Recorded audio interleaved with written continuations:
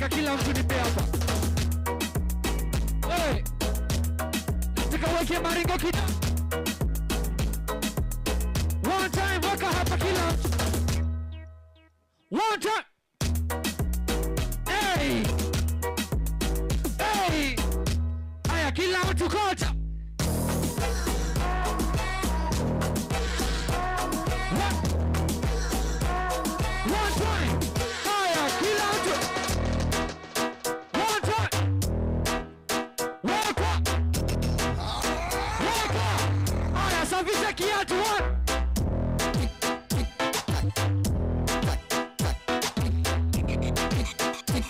Tunachukulia huku sasa. Tunachukulia cafe banga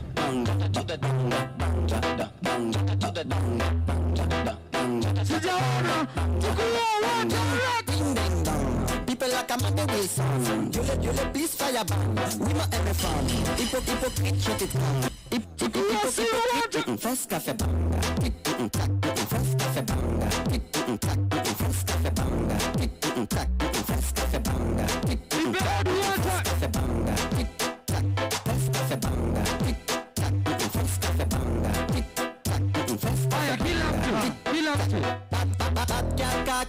Tunamalizia. Twende chini Mr. DJ.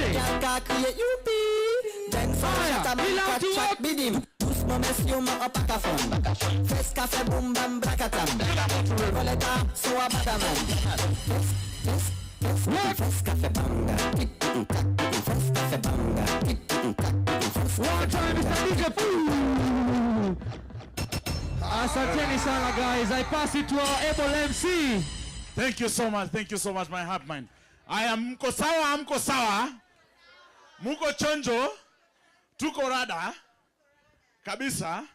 Aya, before I continue, I want to make an announcement. Kama umeketi mahali na unaona mkoba ambao si wako, kile namaanisha kwamba kama unaona kuna bag ambayo si yako, inakaa ya mwanafunzi, tafadhali. Monkey bag. Oh, monkey bag. Sasa sijui kama ni kona monkey, inakaa monkey. Bora ni bag. Wasichana wanajua. Oh, warembo wanaijua. Wasichana wanaijua. Sawa. Tutatafuta baboon bag pia sisi. Ni sawa tu. Kasongo bag. Aya, monkey bag kama unaiona iko karibu na wewe, tafadhali. Tafadhali naomba. Ni ya mwanafunzi. Ni ya mwanafunzi.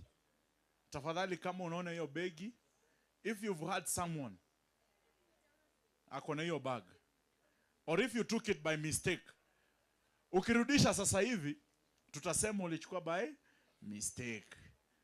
Lakini usiporudisha sasa hivi tutasema nini? Very nice. Sio mimi nimesema, ni raia. Unajua venye raia wanafanyanga. Aya, anyway, if you find that bag, if you find that misplaced bag, please return it. Nilete ama give it to anyone, the organizing committee hapa. Ama unaweza pelekea ule msichana. Tafadhali simama tuwevie. That beautiful girl has lost her bag. Tafadhali tumuone huruma. Sawa sawa. Ukitembea mahali anywhere you see it, please return it. And also I would love, maybe imewekwa mahali hapa mbele or even at the back there at the tent.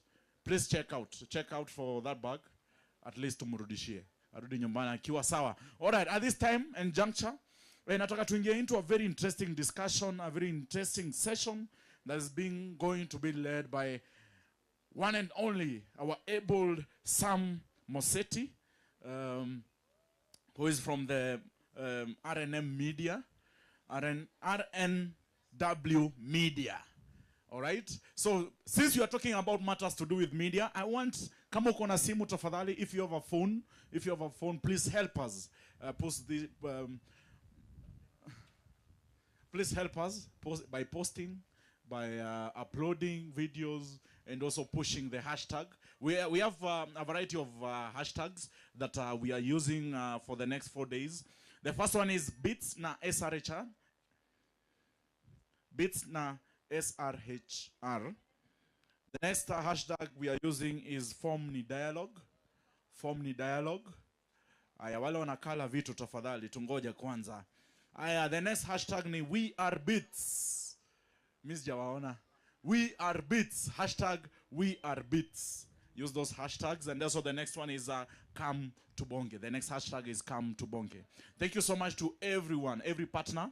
This possible from Nairobi Beats, that have enabled us to be here today, who've convened us at this space. This is the SRHR village that we are discussing matters to do with sexual reproductive health and having discussions around it, and just to seeing how we can strengthen different spaces, we can strengthen different areas and all that. So kama uko na simu tuingie pale digitali, and for that matter, that is the session we are heading into.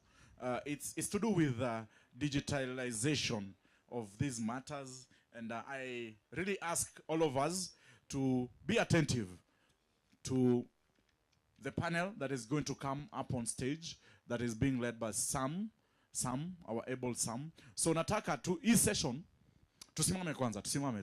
Nataka tuwakaribishe in a very awesome way, a very nice way. Si ndio?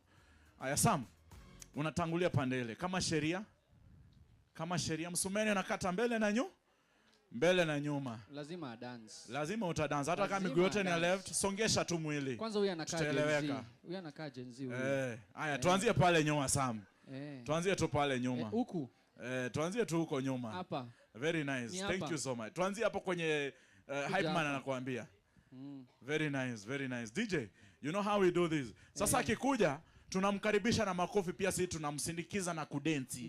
Sawa? Paka afike. Tumeelewana? Let's give him some energy, let's give him some hype, and as he's going to moderate this amazing session, let's open our ears, open our mouths when asked to.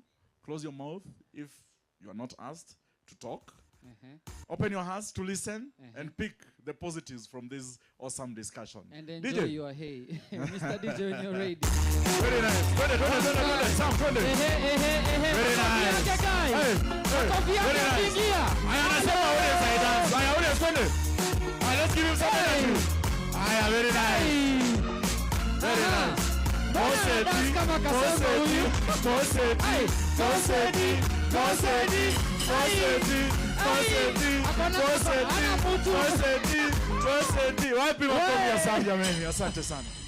All right, good afternoon, everyone. You may be seated. Thank you very much. My name is Sam Moseti Nyamwange. Today, I'm very happy to see all of you. I'm happy to be talking to young people. When I see people in uniform, I actually know they are young. And then the rest of you who are trying to be young, but we love it for you. We have a very interesting couple of minutes just talking about leveraging digital media for SRHR advocacy, education, and awareness. I want someone in a uniform to tell us what is SRHR in a uniform. There might be something for you, I don't know. Okay, there we go. Perfect, thank you.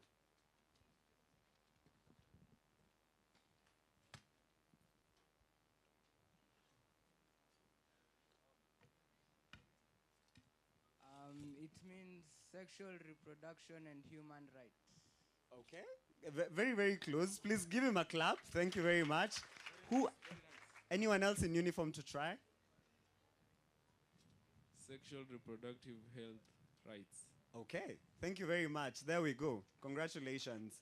There is nothing for you, but just pure appreciation. What is your name? We can plug you here. Nimesikia MC akisema niko na zawadi zao, Hawezi enda bure. Hawezi enda bure. Thank the MC for that. Do not thank me. It wasn't about me. All right. So when we talk about digital media, or when we talk about media, anyone who can tell me anything about that is not social media? Najua tukisema digital media, you guys just think social media. So what else is digital media that is not social media? Again, anyone in uniform. Sawa basi, kama una uniform na unajua pia, you can let us know. Ooh. MC, mtu akikosa, you volunteer someone. Yes. Just walk to someone and decide you are the one answering. Yes, exactly. Exactly that what I'm doing. Kuna mwenye ameinua mkono kweli? Oh, very nice. Huyo ndio Chopi. Sema urudie swali. Okay, so when we talk about digital media, or when you talk about media, tell me anything that is not social media. And social studies.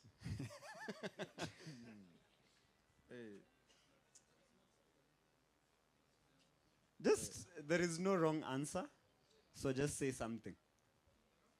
Or what is media? Let's begin. What is media? Media ni kama mtandao yenye watu wanawasiliana hapo, wanajuana hapo, Wanawasiliana, wanajuana. Okay, that is very close to social media, but okay, thank you. Anyone who can tell us what media is? Okay, there's a hand here. There's a hand here. Oh, very nice. Anataka mwingine. Huyu amejibu. Huyu amejibu. Anyone else? Let me do the honors. Sasa. Huyu anakuja hapa mbele, patia mtu mwingine. Atajibu mingi sana. All right, the Okay, just keep waiting. Yes. When you talk about media, Mm-hmm. I think it's like a place. I can say like a place like where people can meet and talk. Where people can meet and talk. Okay. And interact. Okay. All right. By the end of this, I hope we will understand what media is and digital media. There are two hands here. Very nice.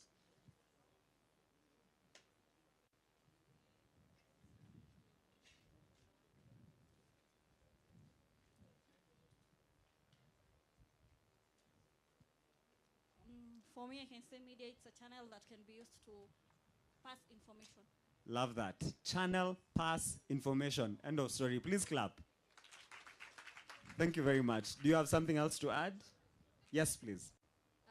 Media is a space or an avenue to pass information, and another form of digital media that is not social media is, for example, print media, podcasts, websites.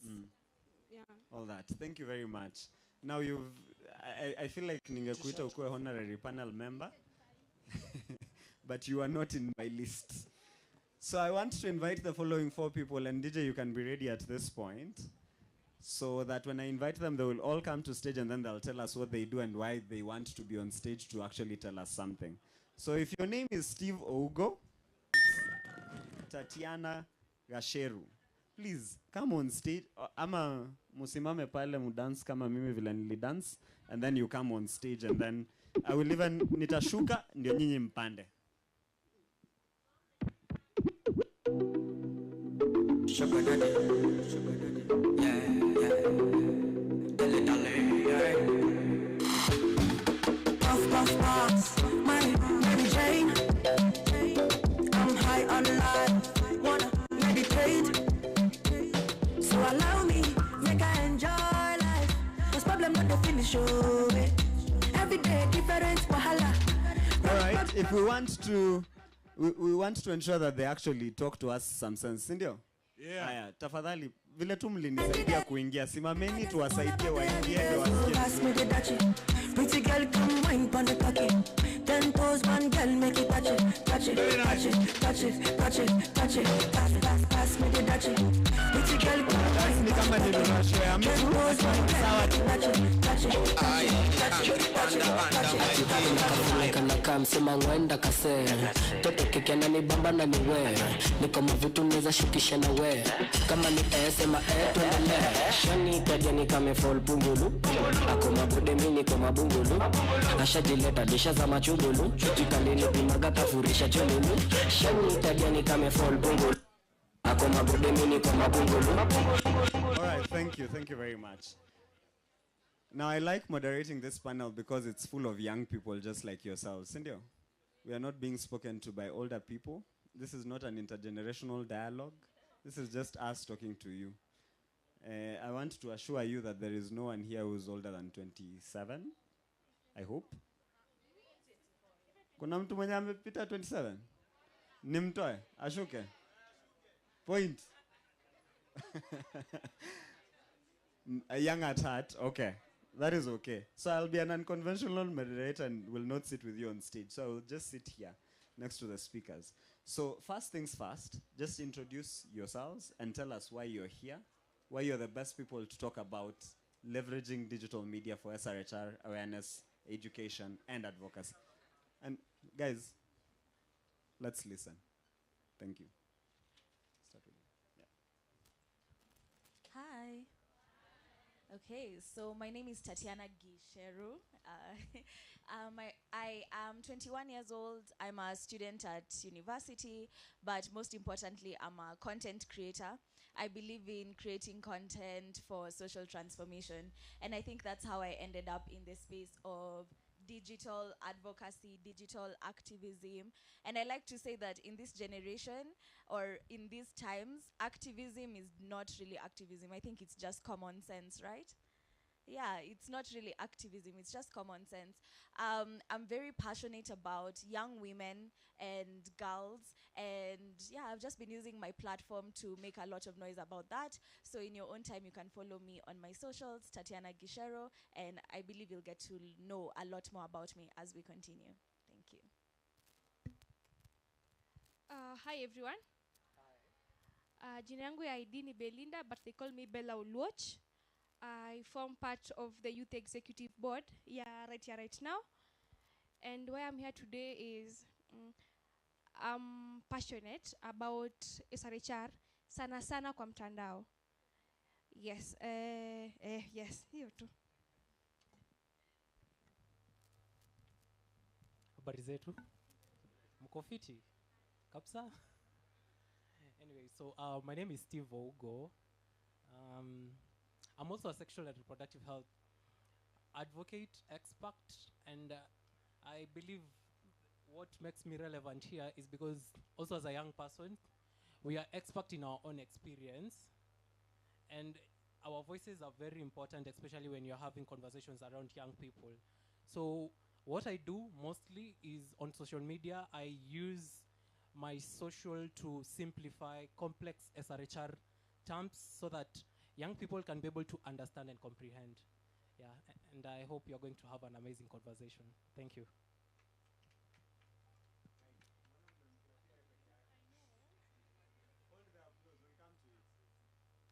Good afternoon. My name is Malina Teno. I'm a young woman first from Korogosho. I'm 21 years old. I'm a digital youth advocate from Nairobi. I serve as a youth advisory panel member for Girl Effect. I sit at the executive board for domestic resource mobilization. I also host a podcast by Girl Effect, Speciaco the podcast, which is on all podcast platforms, and I'm so excited to be here. The reason as to why I'm relevant here, I think is because of my experience, not just in digital advocacy, but also my lived experience in sexual and reproductive health. So that is in regards to barriers of accessing information and also services. Yeah. All right, now you can clap for all of them. Thank you very much. How many of you were here yesterday when I delivered some opening remarks here? Okay, just one. Interesting. So I spoke about my work a little bit, and I spoke that I actually work for an organization called RNW Media, and we used to be a broadcaster, a radio broadcaster in the Netherlands, and now we work in media development, and that is why this conversation is important for us and for me to talk about. And we're actually part of the Right Here, Right Now 2 program, and that's why I'm here. I am particularly proud to see digital youth advocates, especially from Nairobi, because this is, I think, a brainchild of some of us when we were still at the organization. So I want, let's start with you, Bella, to just talk about how has been your journey being a digital youth advocate? What is this called, digital youth advocate? And what has been your journey there been like? Well, I am not a DYA, but the rest are, though I am a YEB. YEB means Youth Executive Board for Right Here, Right Now. What does that mean? We bring in the voices of young people into the program. As you all know, or those who don't know, Right Here, Right Now, we mostly focus on young people. and I will mix because naongea na young people. What does that mean? Tunafanya kazi na wase wadogo. Sawa sawa? Age 24 kuendelea chini. So tuna make sure unaelewa your matters of SRHR kiundani kabisa kabisa kabisa. That's why right now is here. And we want to make sure that you young people, you enjoy your SRHR rights bila any judgment in a gender just society. What does that mean? Other society kikujudge, but make sure you just enjoy your rights. So okay, yes. hold. What is that? What is SRHR rights, and what are you enjoying? Haya, SRHR rights. These are rights that mostly go around your matters of your sexuality, how you identify, who are you, wewe ni nani, are you accepted the way you are, can you make a choice on your own reproduction or reproductive health without any judgment? That is it. Sawa sawa, that is what we do. Yes. Okay, interesting. Steve, I think you have a very good or large following online, and you said you break down this SRHR information for young people. Can you explain to us or give us an example of what that looks like, or maybe some of the previous most successful works that you've done that have really passed the message to young people? I think when I started, and I can see the people that we started with, when we started, I was very green, and I used to speak mostly from a point of experience. And so most of the time, young people are engaged in spaces that, like they're engaged, but we don't make them understand why SRHR is important to them as an individual, and also important to the society as well. So the moment I got that concept right, I got to understand SRHR in a very deeper but also interesting perspective. And I was curious just to know, just like any other person, I was just curious to know how to get information. Because most of the time we speak, we impose our opinion. We have opinions which we've been made to believe is right. So we use our opinion and impose to other people. So, but when you get your facts right, when you go and look for information, we have different sources. I think the challenge is, for me, my afraid is not because young people are not getting information, but where are young people getting those information? Are those sources, are they trusted sources? Do they have the right information? Is it sources that they can relate every time they want to get a validation about their health or anything? So after sometimes I became a peer educator in 2019. I was one of the peer educators under the Get Up, Step Out and Aguso. And we were with, I can see some of the young people that were with them. So after the training, we started engaging with young people. One thing that I think I would have done differently was, before engaging with young people, try to gauge the level of understanding on the topics that you want to discuss with them. Because for me, it looked as if I was bombarding young people with information that they don't take as relevant. So I started by just breaking down for them to be able to understand, even just for them to get the concept right, to understand what is SRHR and why SRHR is important to me. Number two is also to make them also take ownership of their health. Because young people, mostly we've been indoctrinated to expect handouts every time we see organizations and government. So mostly we don't read much into the conversation, but rather for the gratification. But I realized that it's very important to make them understand why it is important to me as a person. Me as a person, why should I prioritize my own health? NHIF, I remember their motto was, afya yangu, bima yangu. It doesn't make sense for an insurance, afya yangu, bima yangu. It's supposed to be afya yangu, afya yenyu, bima yetu. Because the aim of SRHR, the aim of NHIF is to be able to reduce their financial catastrophe so that they don't struggle to access some of the health services.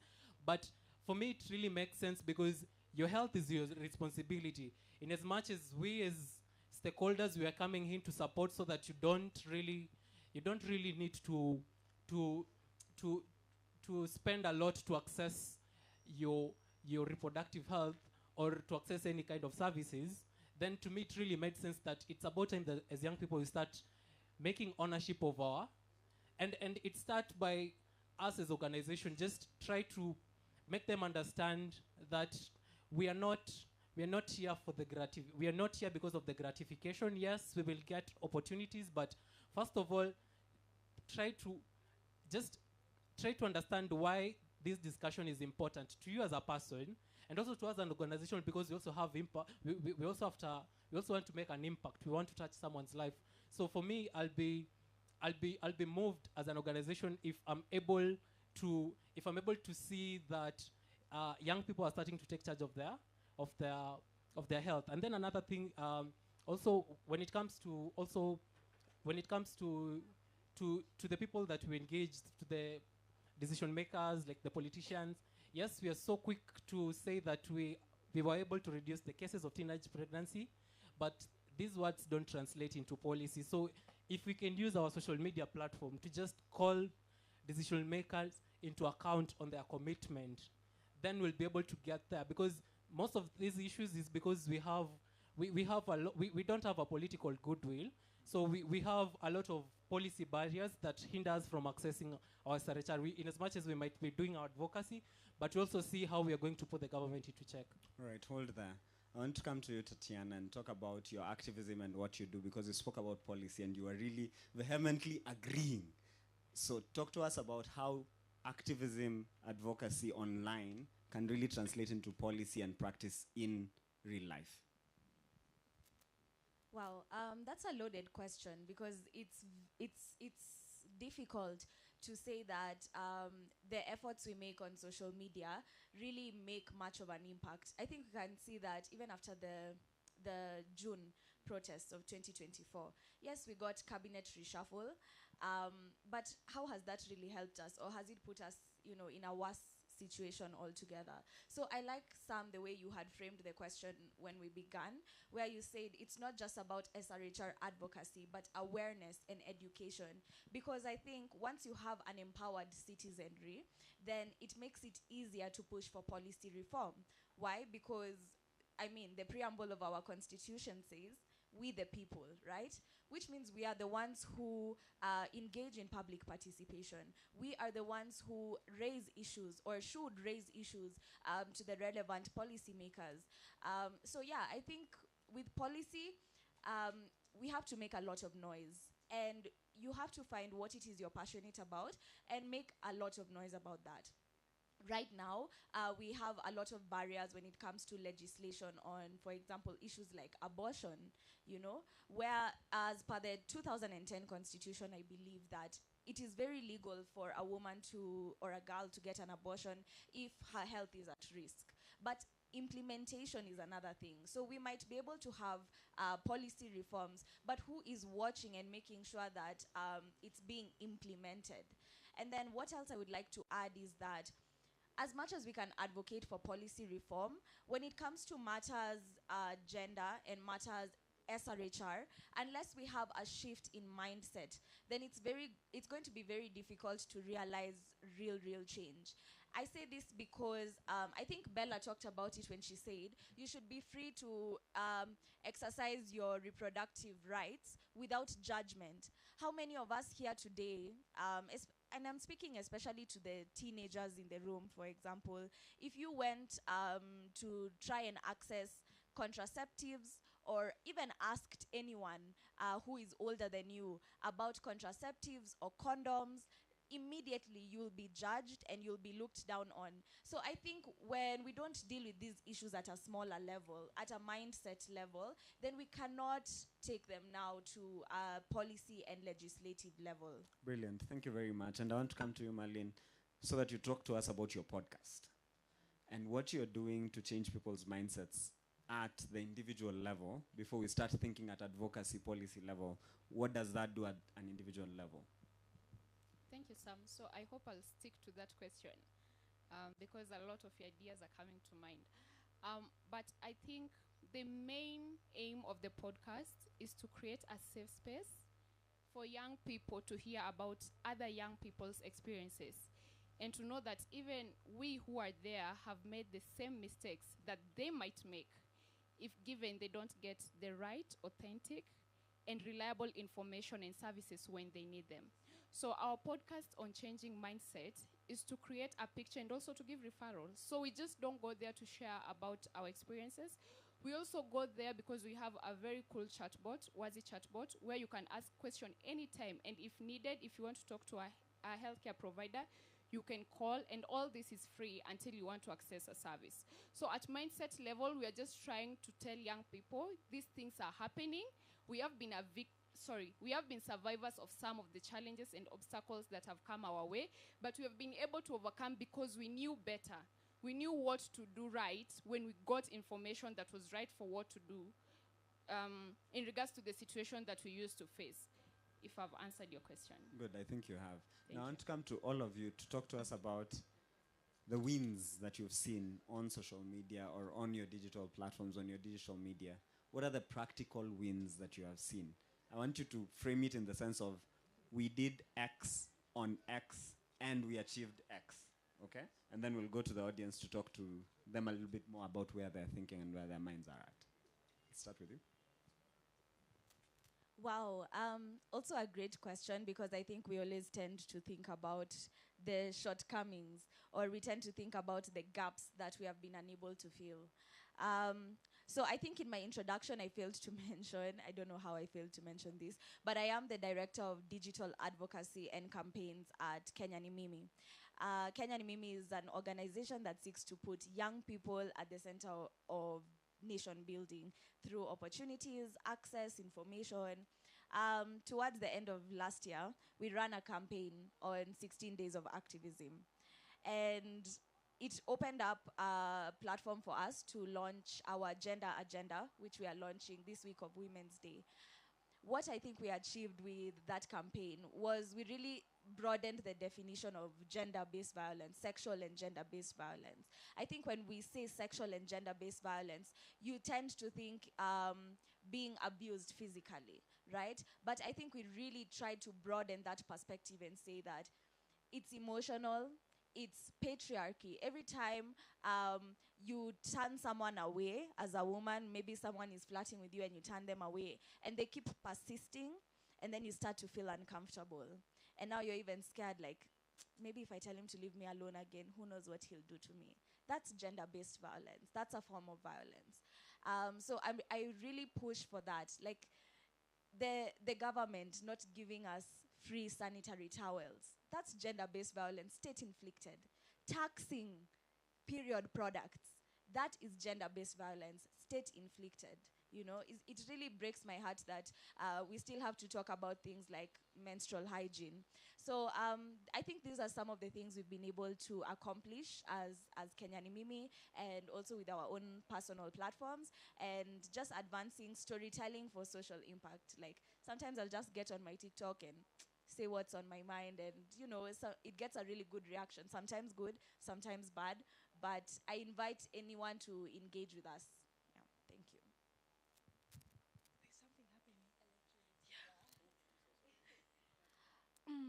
One of our greatest wins, let's go with the most recent one. I think we have been able to do a campaign, International Youth Day campaign, which we did sometime last year, around that time, whereby we were able to reach almost over 20,000 young people on Twitter. That campaign was organized by we young people, the Youth Executive Board for right here, right now, and we saw different people coming in together, engaging with our content, and we also looked into bloggers and influencers just to help us push the hashtag. Do you remember the Gen Z protest, how it was? Who remember? The Gen Z thingy, what happened? Young people came in together on Twitter and did direct translations of the finance bill on TikTok. That was a win for all of us. We may not see the fruits as we expected, but as young people, that was a big win for us. Sindio? Yes. So those are the two wins I really want to celebrate today. And also as a person, my social media, I have branded myself as a sex person, Bella Sex. So anytime I want to comment anything, I put it on my social media. I have my personal social media and also have my work. It's called Nadera Talks. If I feel frustrated about the government, I post. Like today, I was very frustrated in the morning. I have really posted. And akatuambia tusome Constitution 52 inatuambia ati tusiongelele sex. Akasema tusome Corinthians, sijui what. And people have been very happy because my mom was seeing it. I'm like, does that person know who you are? So as a person, I've used my own personal social media to advocate. Yes, so advocacy as a person, yes, and also a win as a group, yes, those are my wins. Thank you.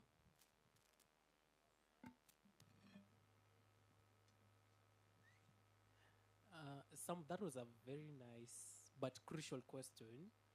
We always talk about the issues, but we don't talk about the gains that we've made in the advocacy space. We've made a lot of gains, but now my concern is how do we sustain those gains? How do we build on those gains? Personally, when I started, I'm so big on sex positivity as a key component of SRHR. So I used to post a lot about sex, and I could get negative comments.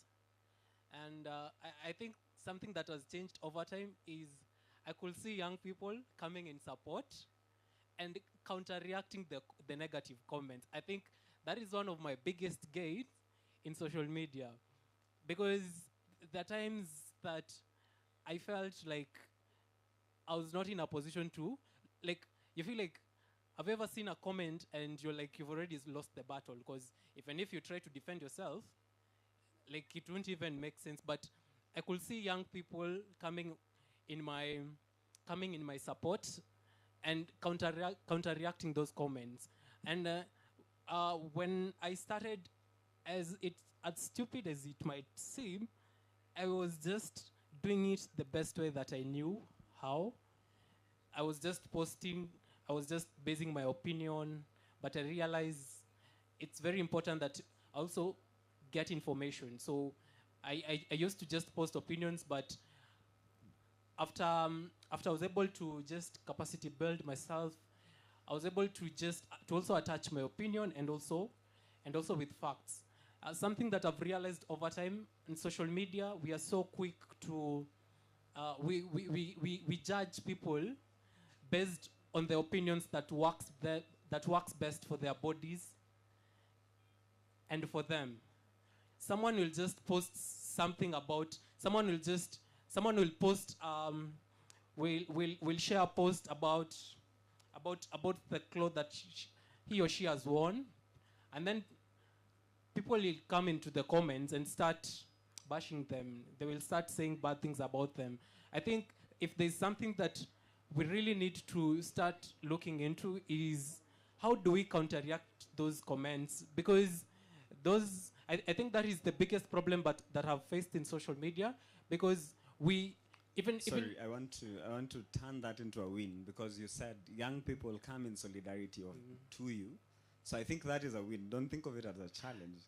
I think you just need to frame it as a win, because when young people come together and say no to all these things, it's actually a win. They're coming in solidarity. So let's look at it from a wins perspective.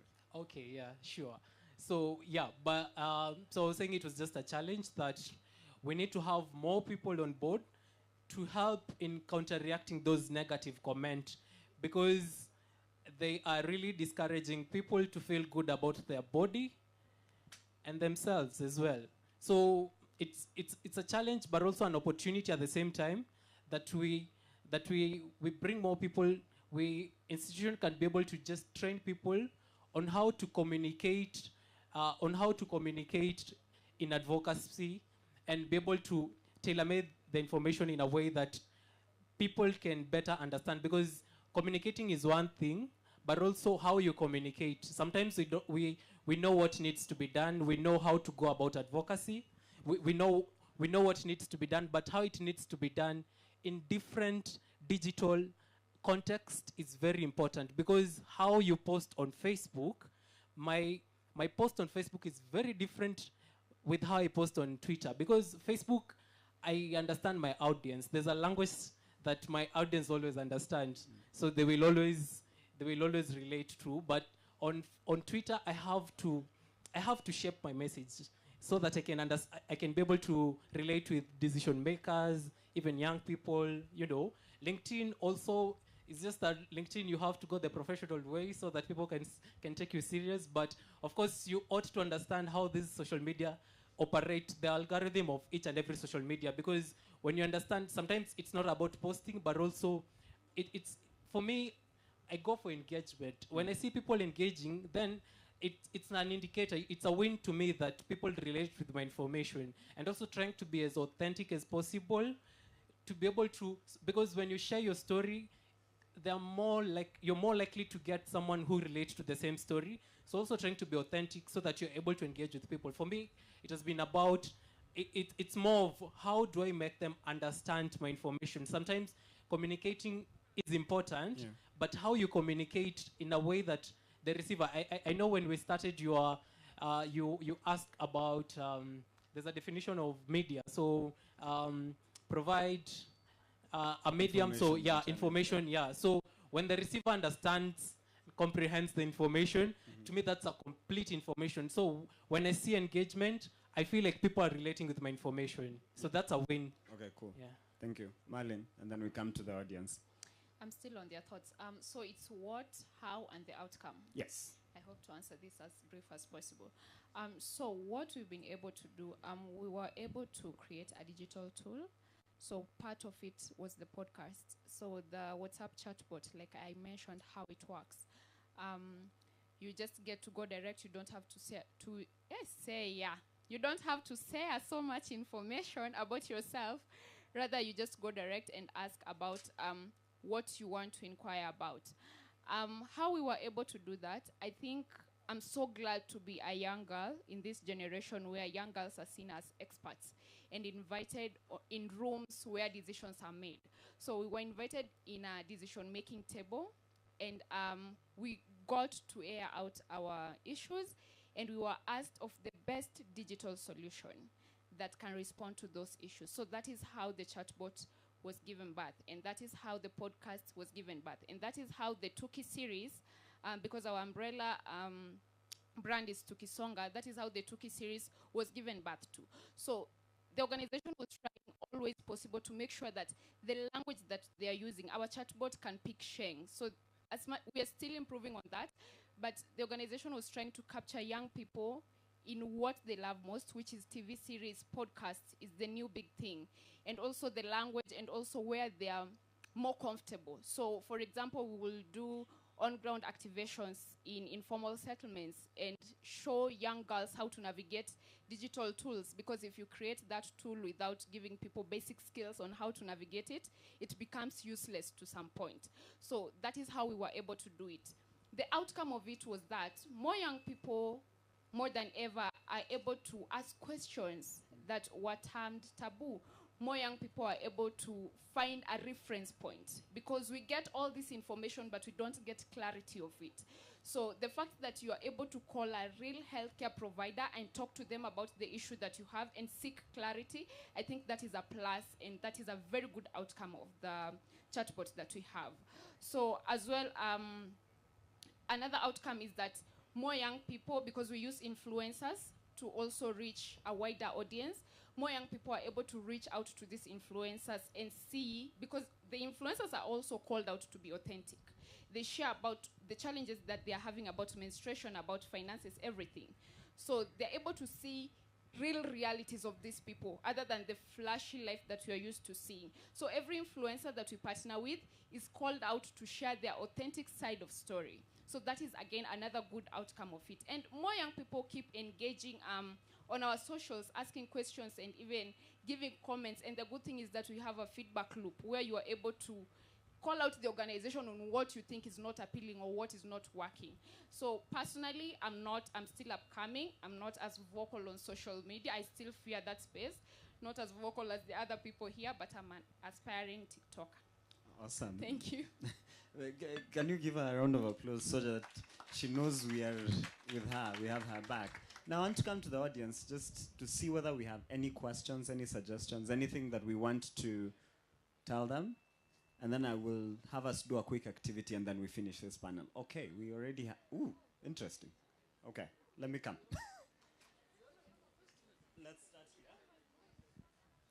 Hello.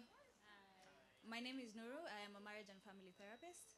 My question is, how can the public help in cultivating digital health at a massive scale to ensure that our youth get relevant and correct information without judgment? And how can we include the parents, considering parents are at the forefront of these children's lives?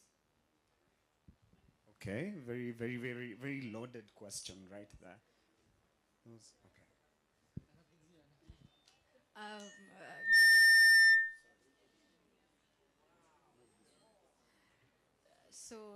I'm Kerubo Viola, a media student.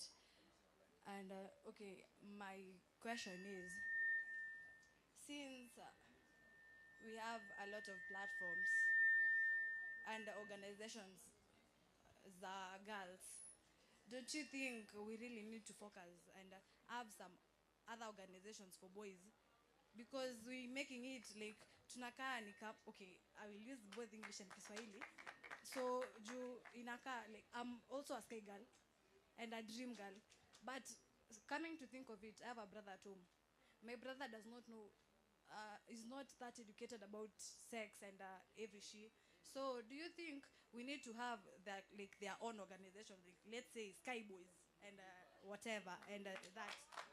So, and also another thing, kuna kitu, one thing you have not talked about, like, to me, I said I'm a media student.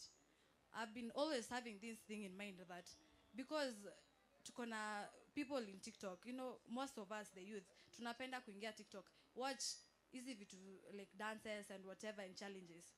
Don't you think we need to have our own website or a platform where tunapata education about sex and stuff and every shit about sex? And also, don't you think, like in these channels that we have in Kenya, don't you think we really need to tutengenezewe like a certain day or a certain time where we have a program where we'll get to know about, with all youth, we need to be talked about sex and everything that is taking us against the youth. Do you think we need to have like that program? I know everyone and I watch TV. Most of us are watching Citizen, yes? Do you think kwa hiyo Citizen one day tupate tu a certain day, do not si kila mtu ako Twitter, sindo? Si kila mtu ako Instagram, si kila mtu ako TikTok. So I guess the TV is niyo ndo rahisi kuwatch na tupate that information about like a festival like this. Most of us, niko sure watu kama mimi, I came here because a friend called me. Sikuwa najua. If only we get that time tupate hiyo time, unapata kujua like this week we are having this festival. Yes. Thank you. Now, before we even go to the next question, I will protect my panel from a couple of questions there. I think the question on whether we need an organization for boys, yes is the answer. I will respond to you, yes is the answer. Start one. Yeah, start one. Why wait? Amaje? Sindio? Why are we waiting? You just start. And if you need to talk on whatever social media people are on, get on there, talk. Wherever your friends are on, if your friend called you, call others. If your friend posted on WhatsApp status, call them. But I will leave the question on channel diversification to move beyond social media to you guys. Sawa, there was a question there.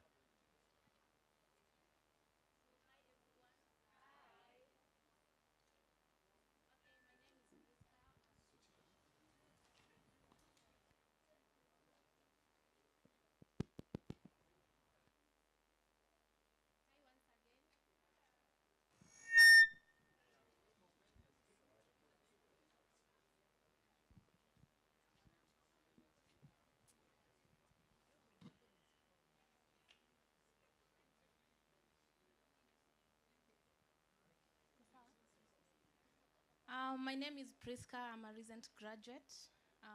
I'm so happy to be in this forum today. I was also invited. Talking about sexual reproductive health is always my joy. Whenever I see youths gathered, speaking, discussing about sexual health, it amazes me. My real concern goes to the transport sector. Many people have ignored the issue of the drivers, the matatu conductors. Have you ever boarded a vehicle and you are a woman and you've been harassed by a matatu driver or a matatu conductor? many people will not speak about it because many social medias will speak on base their arguments on boyfriend alinifanyia hivi, huyu alinifanyia hivi. Have you ever thought of the matatu drivers and matatu conductors harassing women? I'm speaking this out of experience. I was really harassed. Imagine a big girl like me. Imagine now if she was a small girl. At least for me, I would like have defended myself. Juu hiyo conductor aliona at least mimi ni mkubwa kidogo, I could defend myself. Naweza mpiga hata kabare. Lakini imagine a small girl. Hajui hata kuongea hata kujitetea.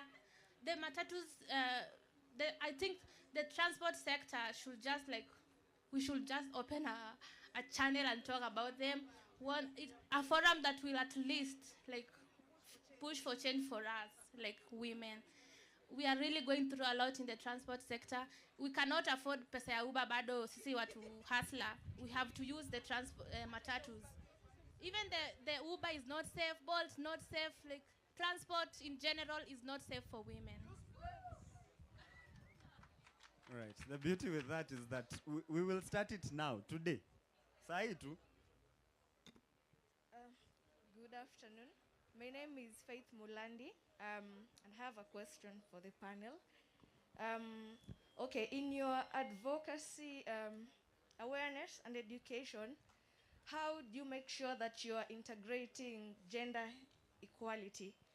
How do you guys make that the disparities are addressed, because women and girls disproportionately experience different, like are affected differently, yeah, in the SRHR space. So how do you do that to make sure that even as you're advocating, you're also not leaving everyone behind, actually that you're very inclusive, regardless of someone's gender, sexuality, yeah, and all that stuff. Thanks.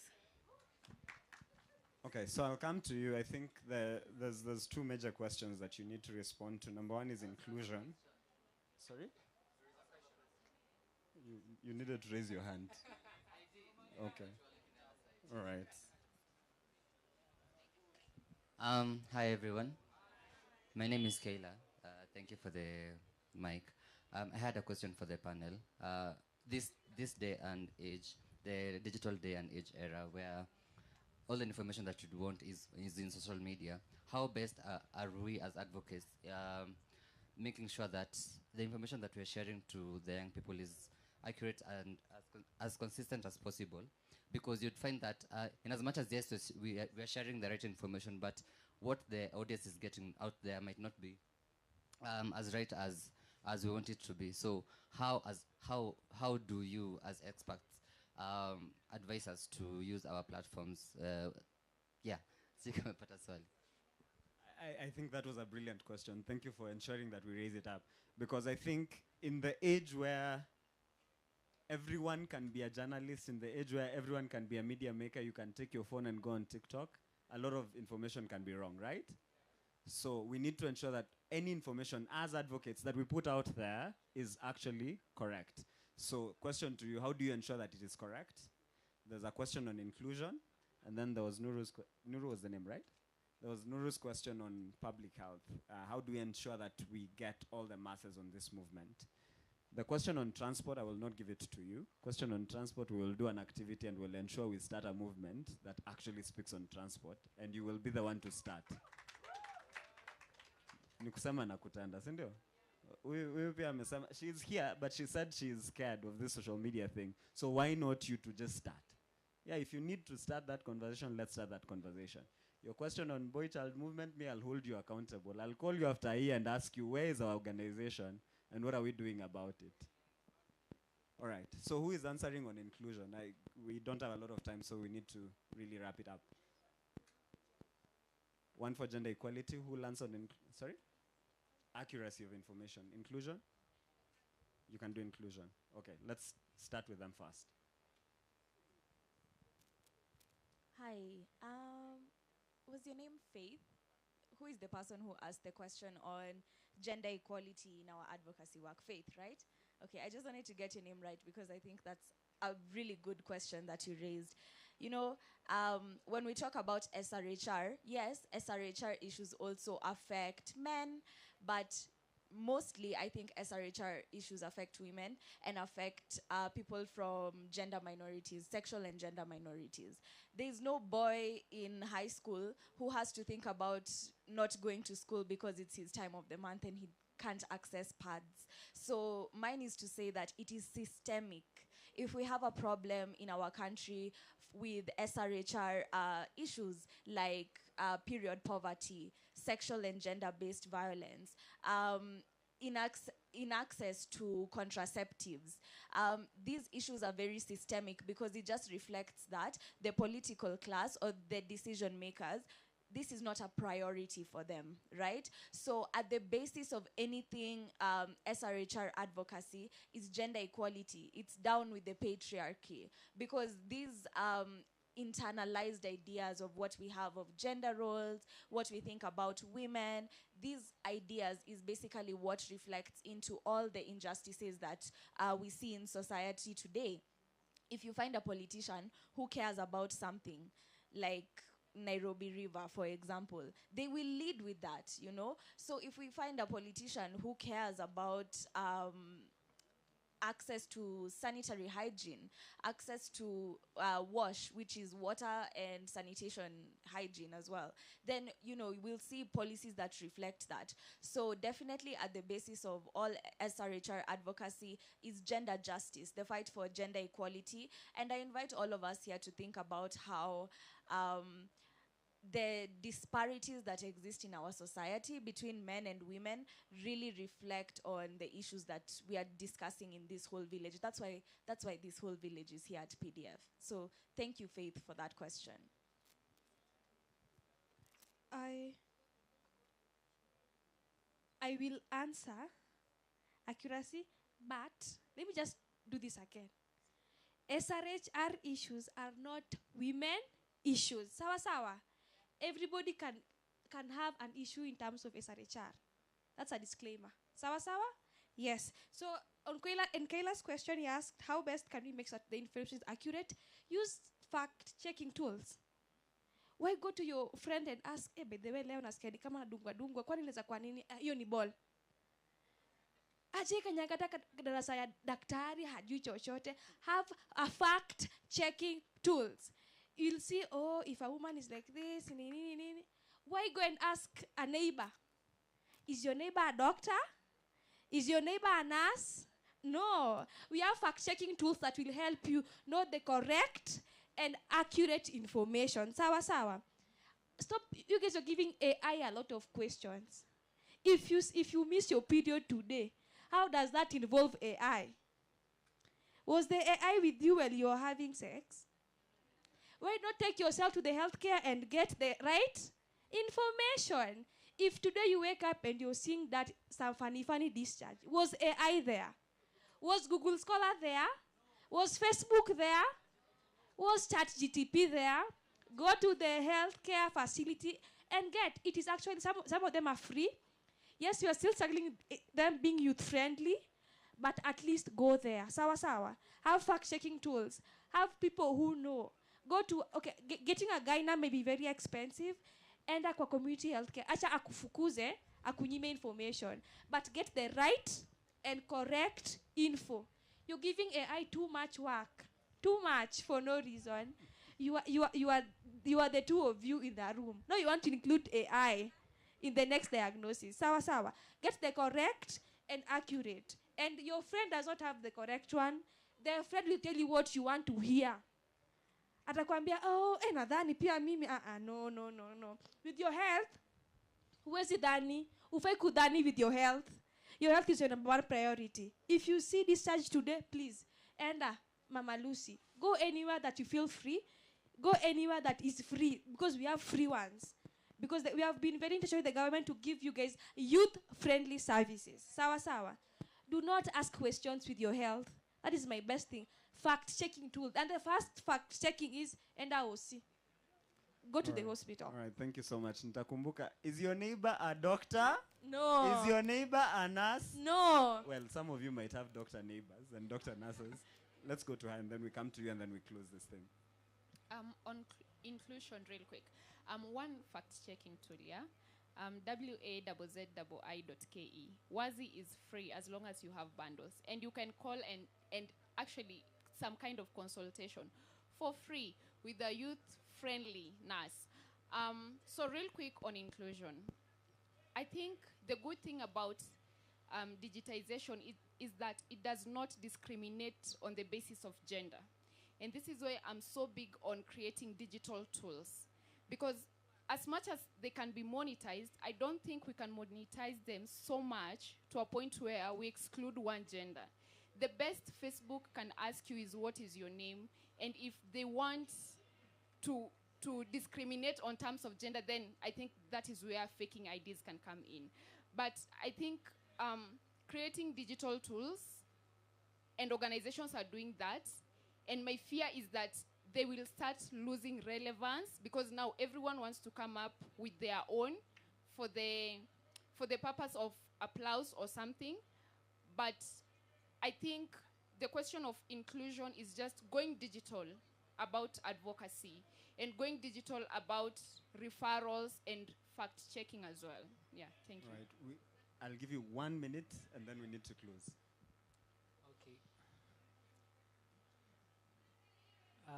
Okay. Of course, we've talked about what we need to do. What we need to do to be able to get the right information. Like young people need to get the right information. But I think the biggest question is how do they get, where do they get, and how do they get the right information? What are the reliable sources of information that young people can rely on to get right and correct information, correct information? Because in as much as we are telling them to go and look for the right information, we are not telling them where to get where to access those, where to get those reliable sources. So I think I really want to hear, but I think because of time, I really want to hear from young people which are the sources that they rely on when they're looking for the right information. Which sources do they look up to? Is it friends? We've already talked about it. If your friend doesn't have the right information, then you're more likely to make a wrong decision out of it. You'll find that we are mostly like, you'll find young people in a group of friends, and then you don't have the right information, your colleagues don't have the right information. So it's like we are sailing in the same sinking ship. We don't have the right information. So if we can be able to just have the conversations on the sources that they can rely on, we can be able to help them to get the right information. I think Wazi chat box and the other sources, we've forgotten even Nairobi. Even Nairobi, we do have digital youth advocates who have been trained on the right information. So if you're looking for the right information, these are the best person to reach out. And sometimes when they don't have the right information, they can always refer. So we have the sources here. We have the sources of right information. I think the question is, we always say that some of our communities are hard to reach, but it's upon us as institution, upon us as organization to make our programs accessible for everyone. And also, we have to stop there. We really have to stop. I need to give her 30 seconds. But this is the assignment that I'm giving all of you. If you're going to be here going forward, sources of information. Where are we getting those sources of information? I've given the MC that assignment that to ensure that by the time we get to day 4, we know all those sources of information where we can get all this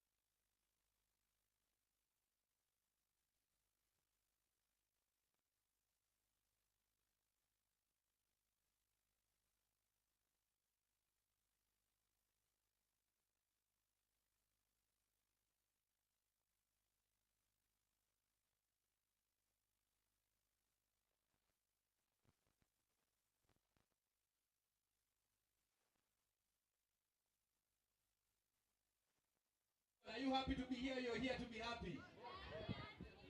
You are both ako sawa. Nikisema design, design, unasema design. Design, design. Design, design.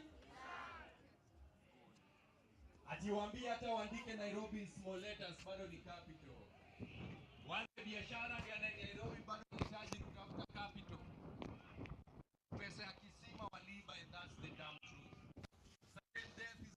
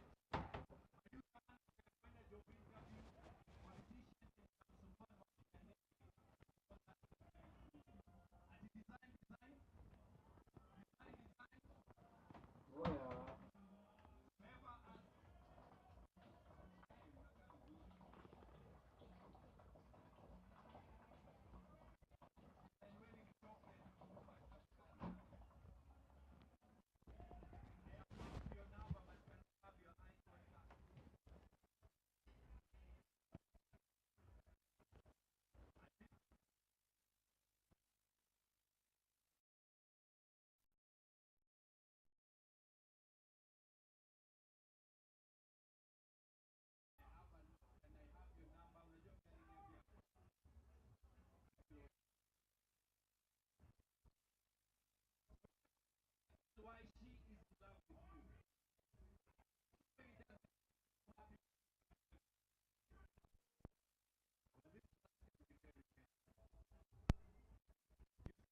In love with the way you look when you sleep.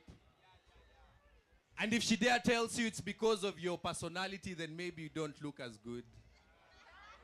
Well, it is better she tells you she doesn't know why than she has no reason, because when these girls decide to leave you, they will find any reason. These girls be like, the problem is me, not you. Any girl would want to be with you. When these girls tell you this, congratulations. For you have found yourself a new ex-girlfriend, and your girlfriend, sorry, your ex-girlfriend has a new boyfriend. These girls don't like it when you have too much time and too little money to spend. These girls like it when you're truthful, but not the truth that you don't have money, so most of these boys have to pretend. Well, these girls cry. These girls cry when they are happy. These girls cry when they are mad. These girls cry when they are scared. All I'm trying to say, sometimes these girls cry when they are not supposed to. These girls will fall in love with you for the comedian that you are. But once you get into a relationship, you cease being funny. Some of these girls knock on open doors. The way most of these girls have saved you on their phones, only God knows. Well, these boys act funny, but these girls cannot tell because they have shaved it. Now you know why they can't raise their eyebrows. But I will say it for the last time. No girl should miss school because of her menses. Period. Because these girls, well, these girls become mothers. Mothers who give us education awards, some of them can't even spell. I'm here to tell these girls that it is well, and when they die, all they deserve is the heavens, because on earth they have been through so much hell, and my mama never raised voices. She raised the son. So a toast to the man that I am. You see, I use my mama's second name because she is masculine, with belly muscles that stretch from the first, second, third to the 9th month, but even stronger lip muscles that utter words that move my soul. You call this the strength of a woman. These are just words that have motherly touch from my mama in low tones, whispers, and mama. You see, she has figure, trust me. Forget about that because she's my fatherly figure. No 8 want much sheets first in this chat list. Not on the anatomy of the waist downwards, but from the neck upwards. Now she is the head of the family. Well, these words are sick because she has blood pressure. That won't kill her. Her smile is sweeter than diabetes. The immortality of her smile defies the fact from dust to dust cause she's never upset. Unlike the soul, when you add water, she never turns mad. She's the little kind of short people you'll ever strain to look up to. Her head is like a furnished 6-story building because she is smart upstairs. Well, she doesn't walk straight, but trust me, the footprints in which I follow from her are straight. Walks not in transparent clothes so that God can see her through now. She prospers. Not good in football, but in everything she always chipped in. Now bet she had so many other goals in life. Happy International Women's Day. Na tuachane hawa girls wasome, si ndio? Mwache hawa wasome. Juu tambiaje dem alishika ball akiwa high school, education is the key na alishajifungua. Ngoja.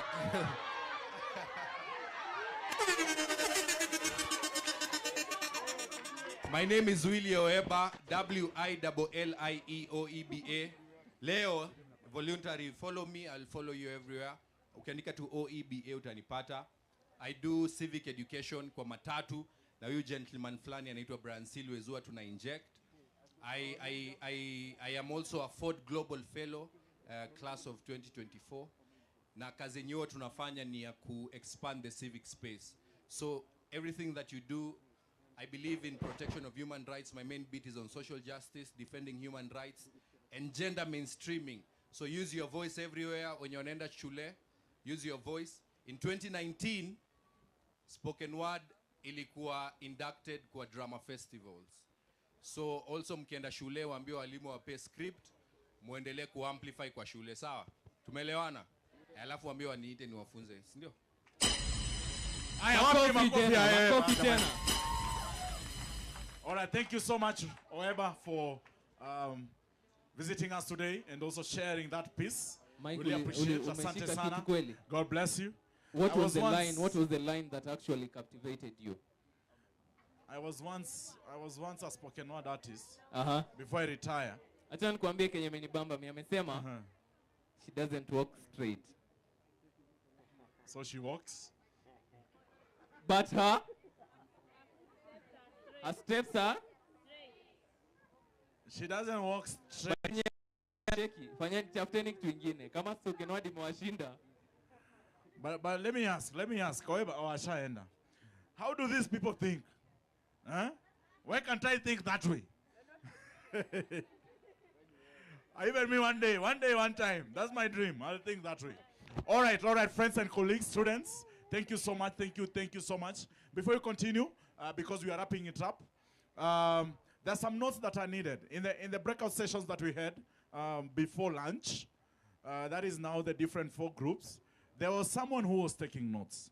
Sindio? Kuna mtu alikuwa anachukua notes? Yes. Ule mwenye alikuwa anachukua notes, tafadhali tulete hapa mbele. Sawa sawa? Tumeelewana? Kama uko na hizo notes. All right, thank you so much. We've come to the wrap up of today's events. Before I call our hype man to hype us up, I really want to appreciate everyone who's been here from morning till this juncture. We really appreciate for you coming this day and spending this day together with us in this SRHR space, that is Sexual Reproductive Health and Rights, just to spend with us and also discuss matters concerning sexuality and reproductive health. So today, it has been an awesome day. We began from the myths and facts of our SRHR that was led now by our able Belinda. Thank you so much, Belinda, for such an awesome session. Then we went straight to understanding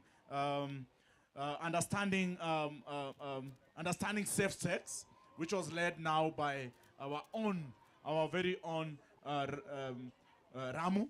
Ramuaka. We call her Ramu. Thank you so much for such an awesome session that was well led. And then we went to a very interesting activity, which was painting and coloring, which you carried it out so well. I can see some people are still painting and coloring, which is so awesome. Thank you so much. Let's keep on. As you go home, make sure you finish up the paintings and the colorings. Bado hajamaliza, naona hata hapa kuna wenye bado they are looking at their paints. Unamaliza saa hii? Namaliza. Tumalize hapa ndo we can showcase them. Tuonyeshe mmefanya very good work. Very nice. And then the last session that we had, that was being moderated by our own, that is Sam Mokaya. Thank you so much for such an awesome session. That was on leveraging digital media for SRHR advocacy. Asante sana. It has been an amazing day. Imebamba haijabamba. Imeshika haijashika. Have you learned something? Aya, wangapi wamelearn kitu? Wangapi wamelearn kitu? Asante sana. Kuna wenye hajainua mkono. Ule hajainua mkono. Nani hajalan kitu? Nani hajalan kitu? Who hasn't learned anything? Kama haujalan kitu inua mkono. Sitakuchapa, niko na zawadi yako. Kama hujalan anything, we have a gift for you. Niko na zawadi. Hata mwalimu anawapeanga gift ka ujalan kitu, si ndio? All right. This is just to encourage you all. Let's come tomorrow, early in the morning. Let's come tomorrow by 8 a.m. so that we can begin at 8:30, exactly at 8:30. We are going to have so many activities tomorrow. That is, we are going to connect with experts who are in this space. So sometimes you might ask yourself, maybe I don't know something, or I'm not sure about something. Maybe you missed a conversation that was held on this stage. And now you are like, how will I get to understand about this certain issue? So tomorrow, make sure you are at this place, same time, so that you can connect with experts and so that you can they can share with you the facts about SRHR and your sexuality health. And the other interesting thing tomorrow, venye leo tumeanza, leo si imeshika asubuhi. Yeah. Wangapi wanataka ishike saizi before we wind up? No, before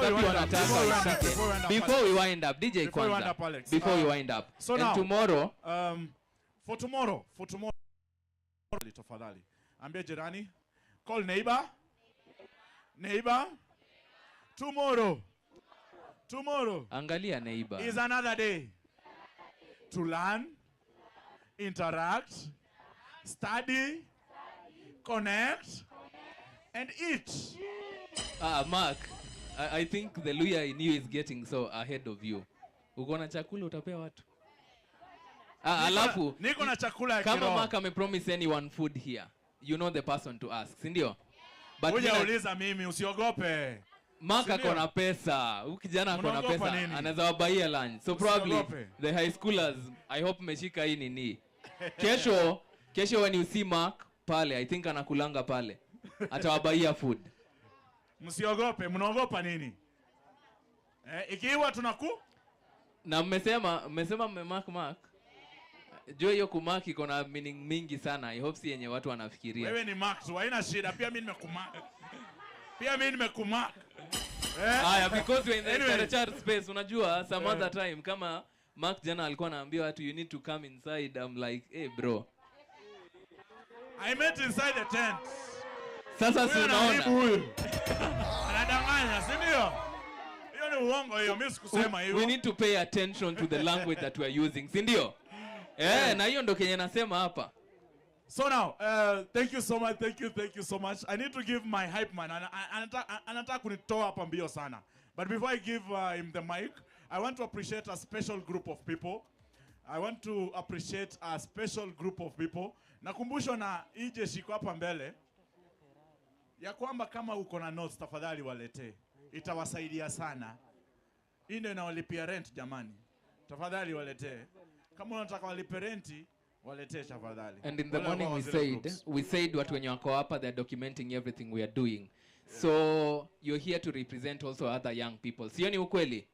So the same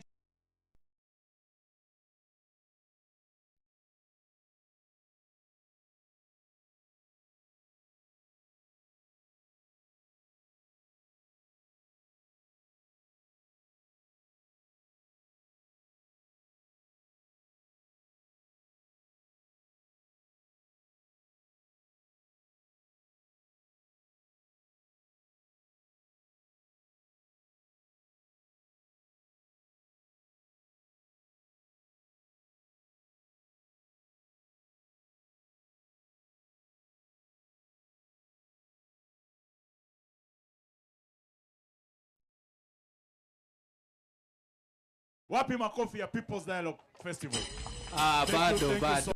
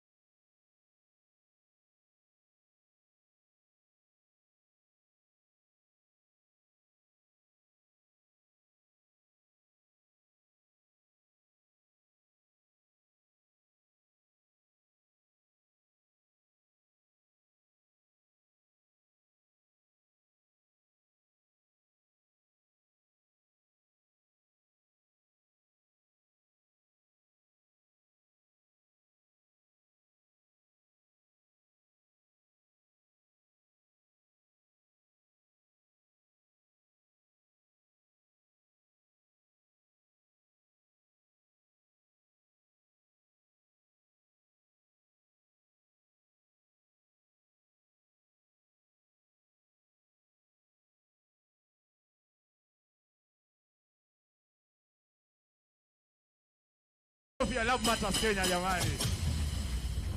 Nani hapa ana follow page ya Love Matters Kenya? For the people wenye wako digital space. Kazi safi sana wanafanya pale. Please keep following them, keep supporting that job, what they're doing, and also keep engaging in such a space. And also I really want to appreciate this, who are we forgetting? There are so many people we're forgetting. Naya.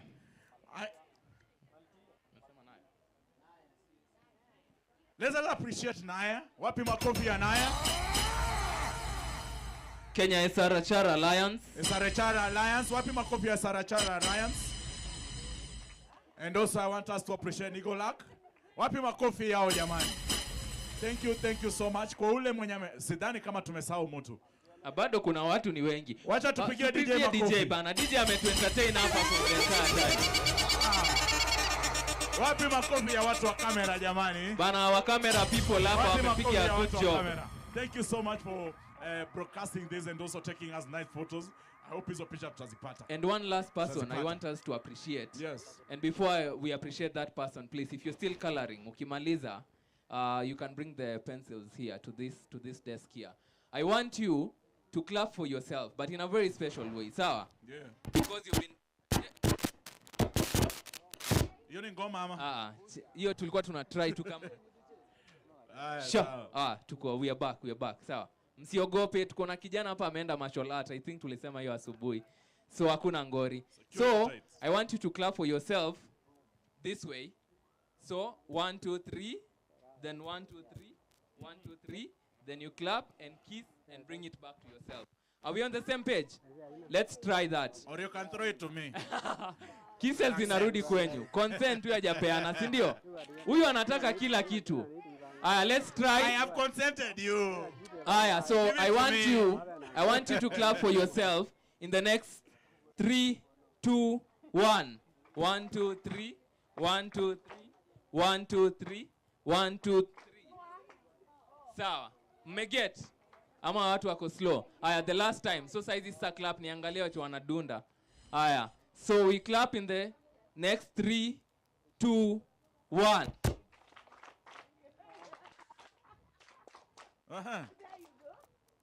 Very nice. Wamama kata mic yangu ni sawa. So now thank you so much. So I'll invite our hype man so that we can dance kidogo before we leave. Live at your own pleasure na Mwenyezi Mungu mwenye neema ndogo ndogo na neema kubwa kubwa anemeshe awajalie awalinde awapie njema kila siku. Na wale wajatuma tunaona wenye wanaweka hadi vitu kwa bag saizi. Let's enjoy a minute, like around for 5 minutes before we leave because the nini is here, si ndio? Sipoa, this is his art, so to support art yake, si ndio? Wangapi wanataka support the art? Aya, sawa. For 5 minutes tubanjuke, sawa? Before tushuke. Thank you so much. Na tuanguke nayo proper. Mapanga le nini and all that, si ndio? Aya, sha. Hii hapa iko na nini, so you can give the other one. 1 2 1 2 Aya. Hii mic ya kamba hii maka. Aya. Everybody on your feet, thank you so much. Nimesikia in the house you have a psychologist. I was making fun for me baraka tu baraka to make fun for a living. Na kuna mtu usiseme. Aya, everybody up on your feet, everybody up. Thank you so much. So tunaenda kumaliza in style. Sawa. Geukia neighbor mwambie in style. It's time. Huyo neighbor anabo. Geukia huyo mwingine mwambie in style. It's time. Aya, very nice. Aya, my DJ, when you're ready. Viola, kuja hapa. Aya, kila mtu mikono juu like this. Kila mtu mikono juu namna hii. 1, nataka tuite mvua, sawa. Nice one. After hii, tunaenda round like this.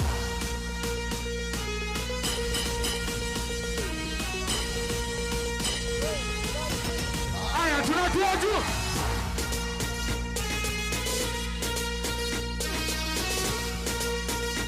Aya, shika neighbor, nimewapea chance. Right, left.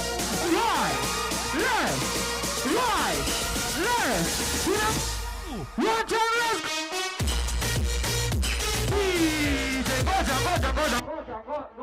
Ngoja. Wait. Fanya hivi, nimekupia ruhusa ya kushika neighbor wako mabega. Unajua hujashika mabega the whole day.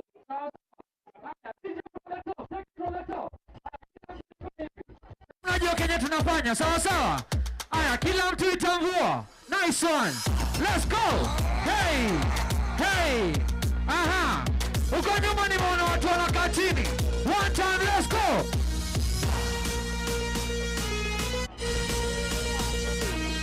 Siwaoni. Uko nyuma, one time, run.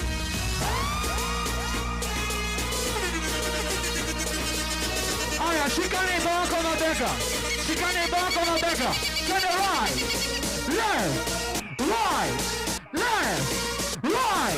Left. 1, 2, 3, drop. DJ, kila mtu lete hapa. Kila mtu DJ, when you're ready, release. Aya, kila mtu. Niweke hapa kila mtu. Tuna match pole, sawa. Tukimalizia. Haya, kila mtu. Nakam sema ngwenda kase. Toto kike na nibamba na niwe. Niko mavitu kama ni sema shani kaje ni kama fall bungulu. Ili kwanga secret song yangu, sijui kwa nini ametoa. Haya, tunafanya hivi, acha niwafundishe sawa.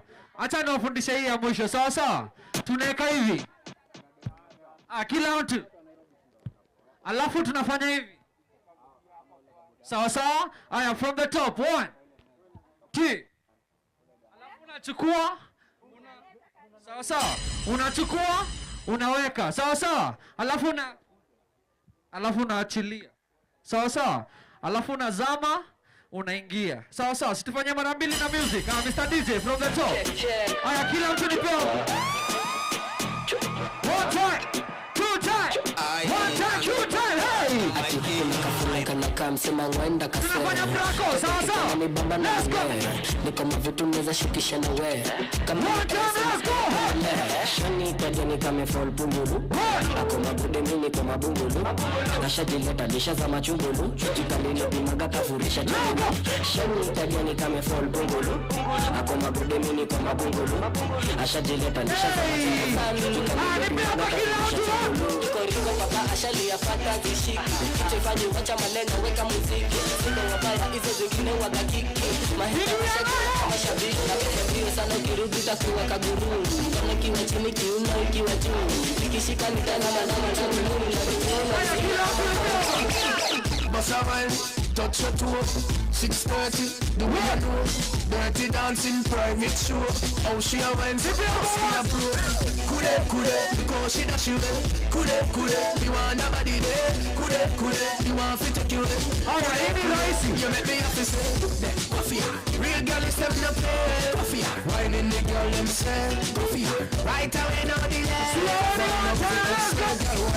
And no stop, girl steady wine. And no stop, girl steady wine. And no stop, the way she a wine, she a wine. Alright, the jumper. I'm going to take this a kick off. Where turn it jokes. 1 time, let's go.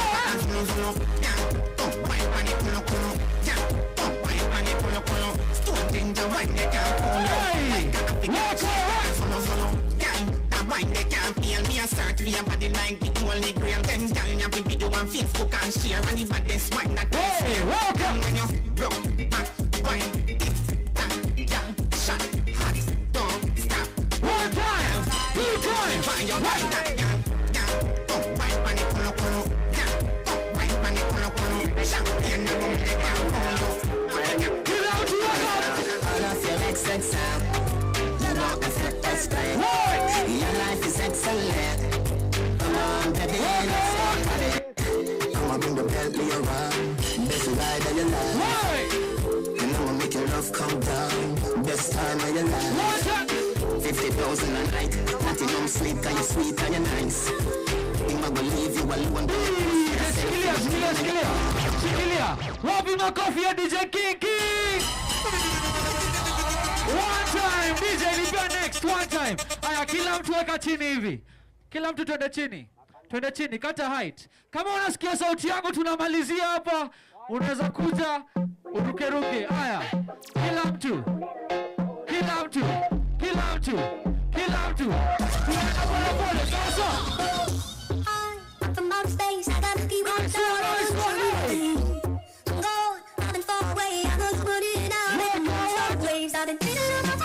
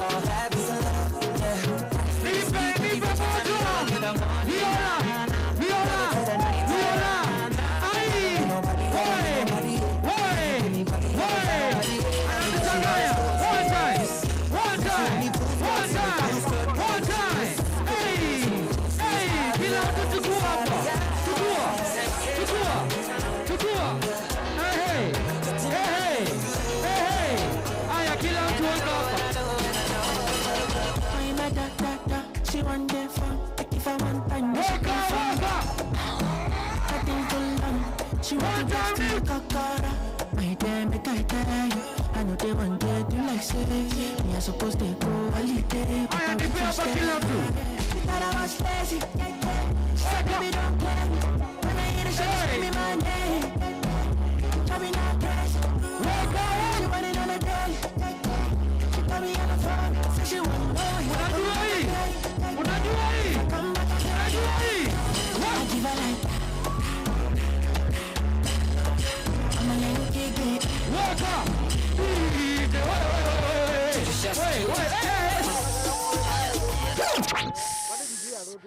Ikikubama wapinduliwa wewe. So tunamalizia sawa sawa.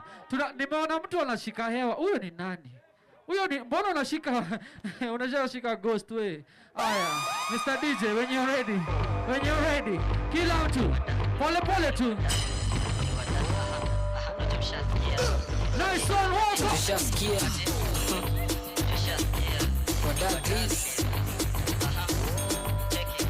Yote tunafanya hivi one time. Tushasikia kikiingia ni kublast. Kukwanga bado unachukuliwa madam so anguka nao itabaki meflow na vibe. Anguka nao tako single for now. Dagi mdagris mteja patikana. Hadi late night saa sita ndo tani. Nikupini location na nikofana. Sukate call niko chuma ya G. Mina jua utakuwa irizo irizo. Acha nikushow kwanza form ya kitam. Nishashika mpoa na twende chini kwa chini. Hadi na mimi tunasikiza Shin City tuna feel free. Teka video na post pale NGC. Jina ni country to rap in talent G. Anguka nao. Anguka nao twende down low now. Stand up to your feet mikono juu alafu click. Uliza pesa la anguka nao. Anguka nao. Anguka nao. Anguka nao. Anguka nao. Chukuli hapa. Kwanza venye umejibeba nga miudai miupenda napenda chako venye uicheza nga miudai miupenda piga fanya ni dangerous miudai miupenda napenda fanya na feel kama veteran miudai miupenda napenda miupenda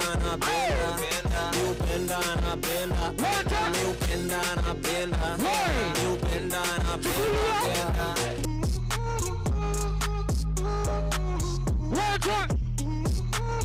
Hey. Let's go.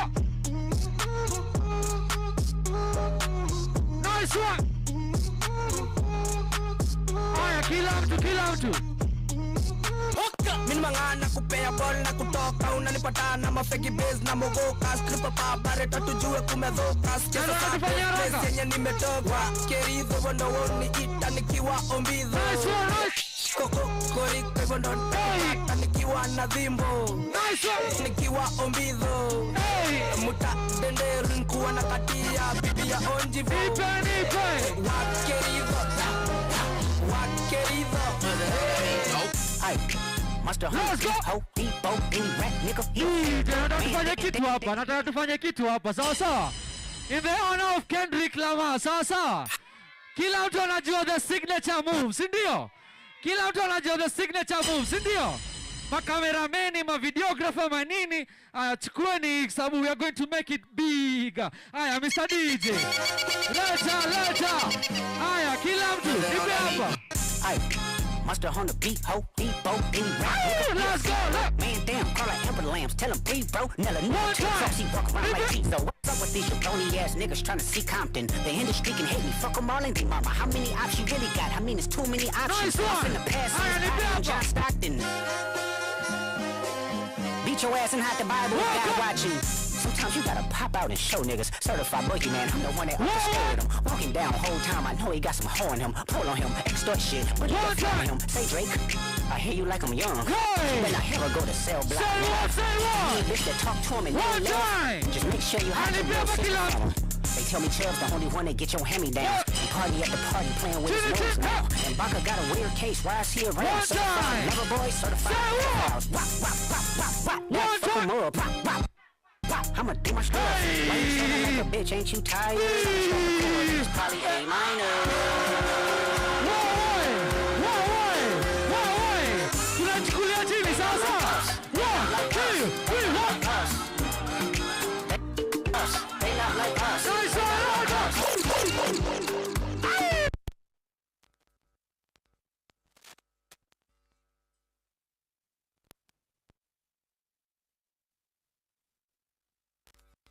So now me you could love forever.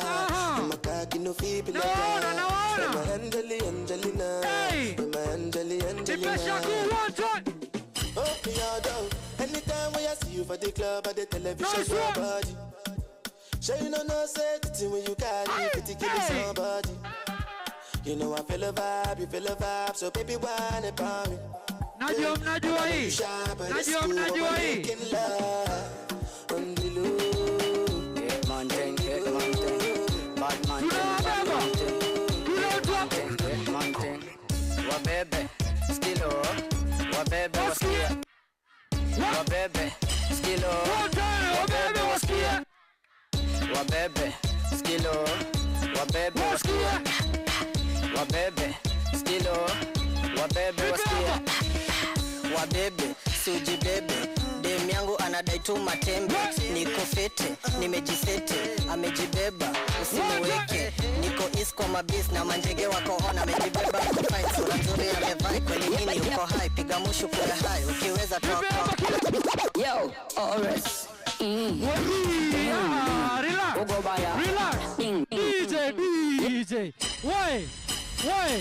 Woi. Ageukia neighbor wako mwambie woi. Geukia mwambie woi. Aya, kama umekaa karibu na mrembo. Mwambie asimame akukalie, asikalie hey. Sawa. Aya, kama umekaa karibu na ndume, nyika eni tu sawa. Aya, tunataka kufanya hii. Niko na mrembo hapa. Aya, Mr. DJ. Waka. Ugo baya. Bang baya.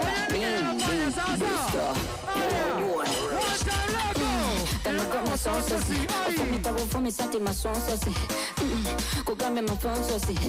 Oh zambe. Yamboza kuhema. Zambe bizibu vyo vyema. Mbuzi zekiaga. Mbuzi zekiaga. Kila mtu wote sema. Wena msanza ngani. Sema. Oh zambe.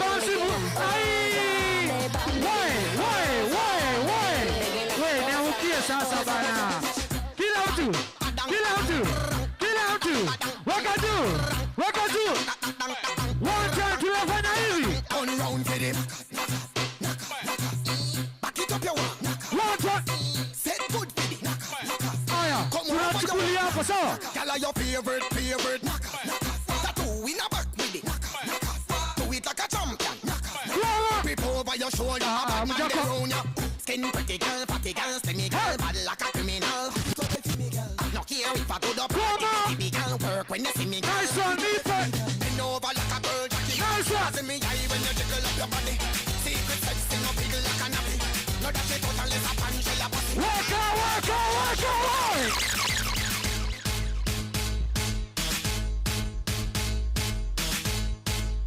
Nice one. Kila mtu weka hapa. Them do me head mad, so me turn bad. Them do me head mad, so me turn bad. Why? Tukulia tu.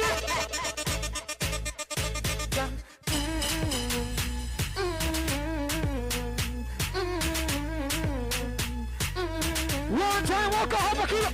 Me have to tell you, say me I'm a don't find a pussy day. Me love push me good in day. All the ladies in the house.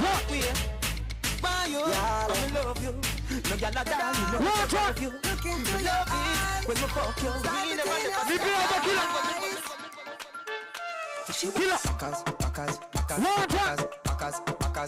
Hey. Aya, geukia neighbor. Mwambie. Huyo ananiangalia vizuri. Never you said that bring a baby. Me say fuck up where she want. She say missionary you break the law. I straight control the music. Kila mtu.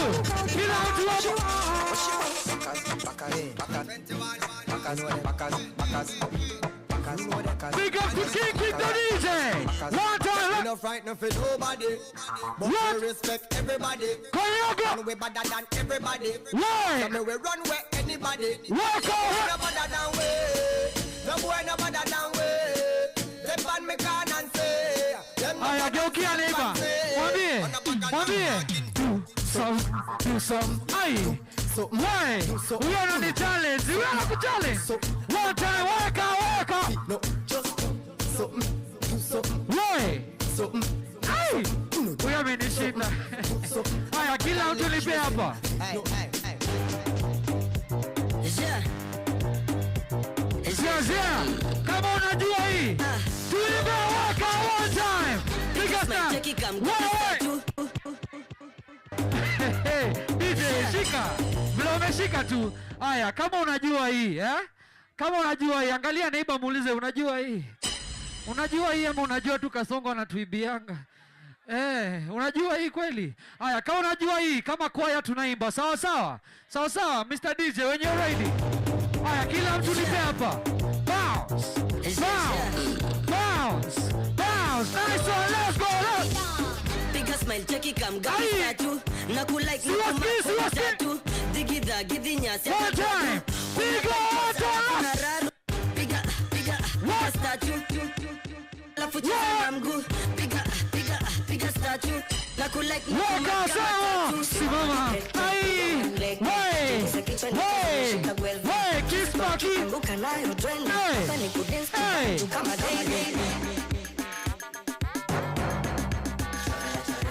Nani anagongewa?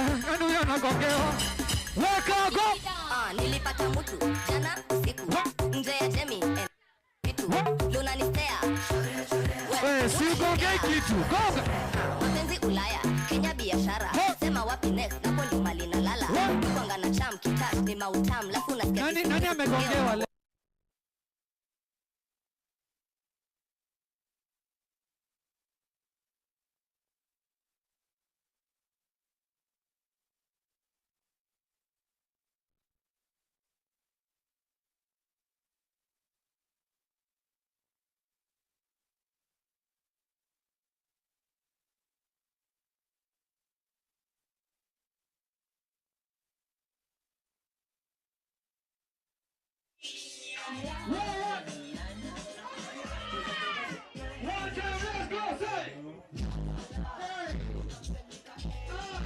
Nakakitaka mwichapa.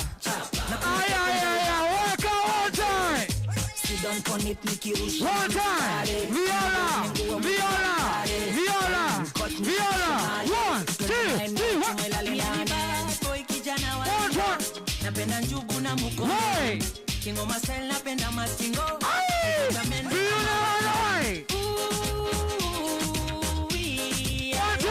Ufa dereva makanga. Ni kifo cha mende. Sema wangapi ni freak in the house?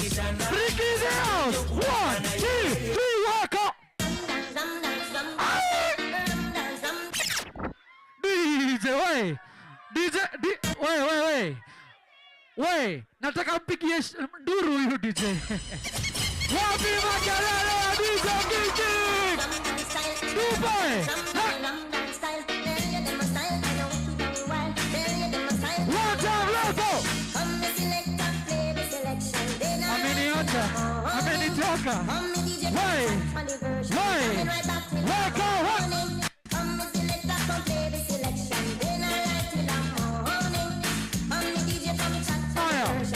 Nipe hapa kila mtu.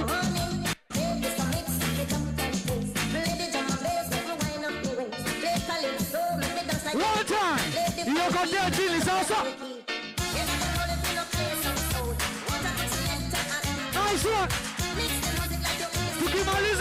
Tukimalizia kila. Why?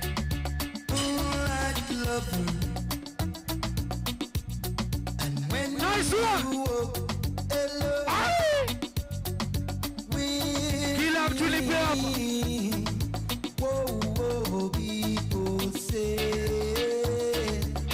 Nice one. That our love isn't true. Hey. But to prove that it tunaokotia chini sasa. 1, 2, hey.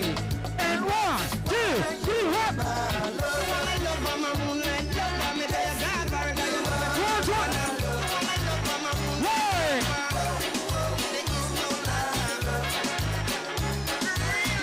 Unajua hii?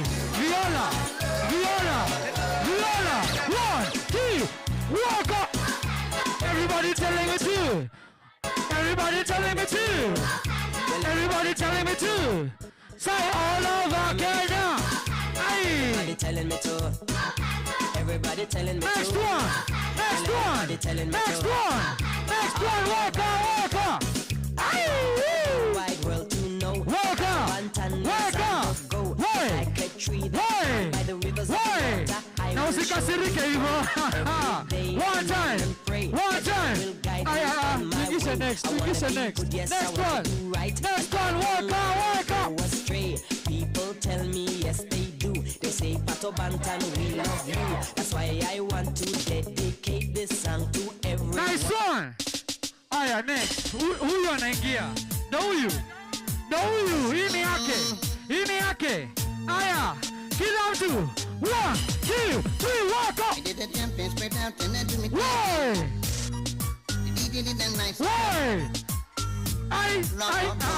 Kila mtu ni amini, acha nichukue. Kila mtu niweke hapa. Hawa hapana. Kila mtu. Aya, tunaenda pole. Sawa. Kila mtu.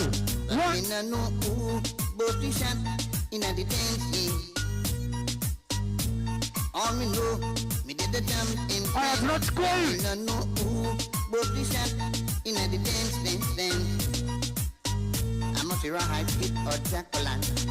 Killer, what? People stand with a skank and a slip to the car. Lady Sadi da bubble like a wolf in white. Aya, DJ, tukimalizia guys.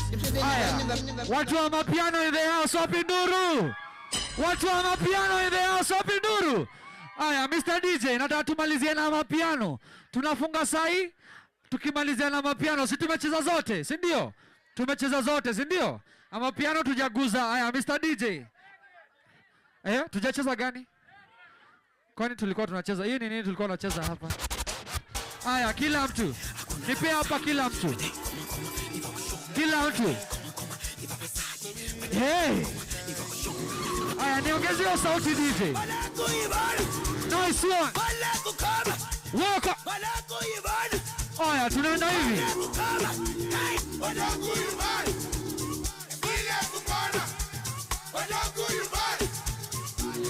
Walk up.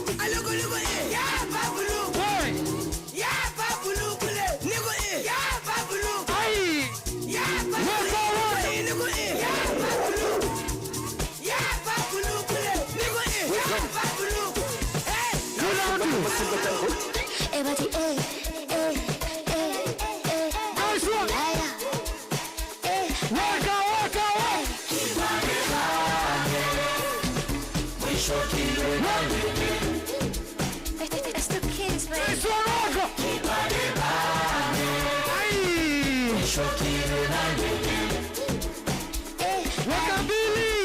Sibanike platinum way. Akushinga ipin kipi namba. Entano sitle panisha inamba. Ishaisa kusabuse. Akushipe fresh salagala. Wacha yendele. Totoza. Afuni ninja sebanika. Aya, kila mtu. Tunabeba sasa. Sibanike platinum way. Akushinga ipin kipi namba. Entano sitle panisha inamba. Ishainamba kusabuse. Akushipe fresh salagala. Aya, kila mtu niweke hapa. Kila mtu niweke hapa.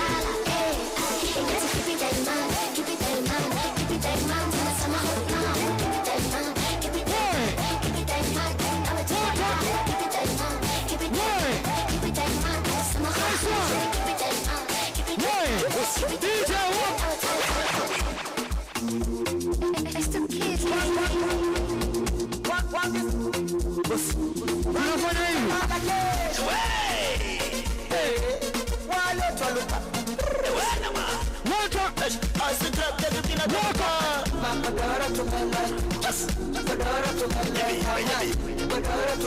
Angalieni miguu sasa.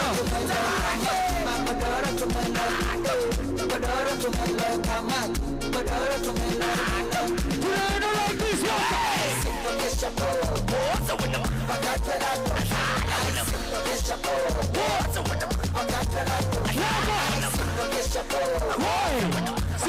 Siwani. Weka hapa kila mtu.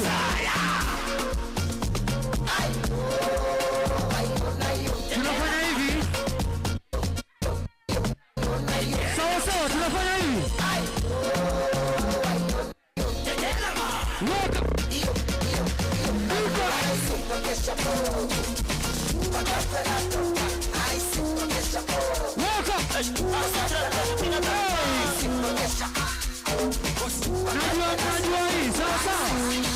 Najua hii. Woka hapa kila mtu. Yako kibudu mededi.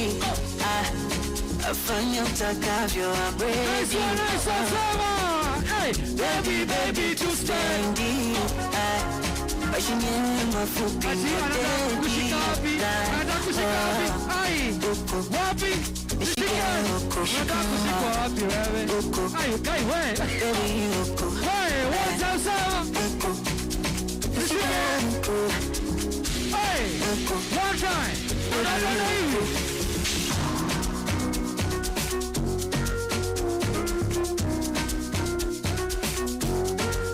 Nice one.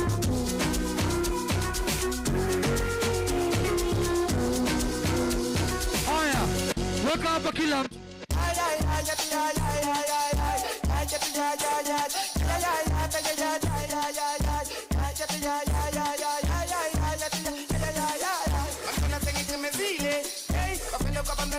Mnipe macho, si mnajua ile ya macho. Si mnajua ile ya macho. Siwaoni, nataka kuona hizo macho. Haya DJ, tunamalizia na hii. Mnajua ile ya unasonga hivi alafu unafanya na. Mnajua hiyo?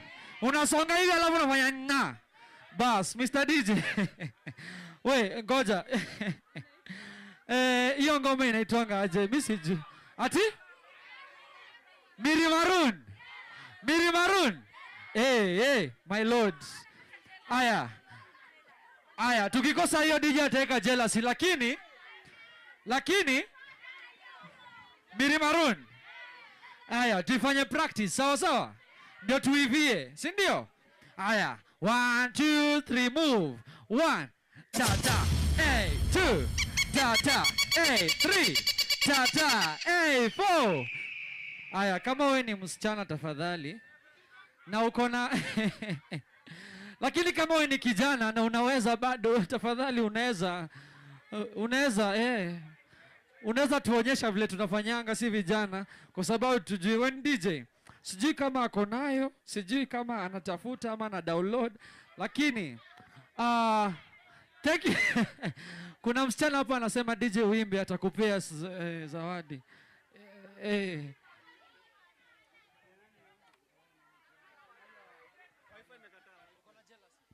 Poleni, wifi imekataa kurudi hapa hivi. Aya, DJ. Tupe jealousy. Kama una jealousy, ututafutie ngoma yenye utatupea. Aya. Guys, thank you so much for coming. Indio wimbo yenye, Indio beats. Listen. Tunafanya wimbo ya mwisho, sawa?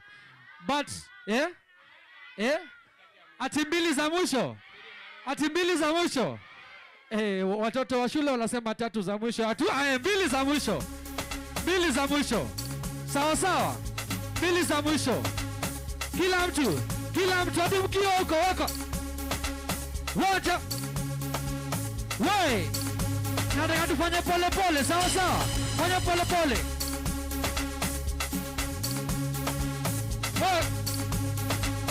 Wacha.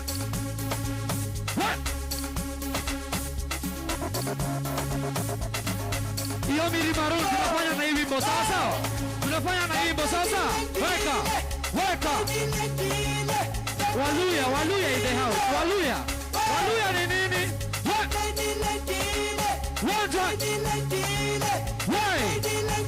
One time. Haya, nipe hapa.